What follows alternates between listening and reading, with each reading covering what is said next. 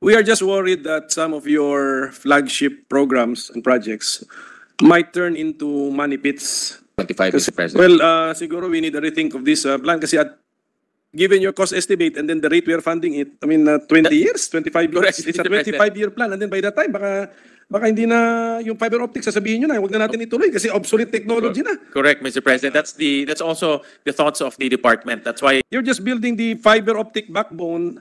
Your government is building it, but you're using foreign technology, I'm sure. That's not Philippine-made technology. We are just a consumer of foreign technology. You're just digging. The cost is 100 billion pesos. We are budgeting it at a rate of 500 million per year. Tama ba?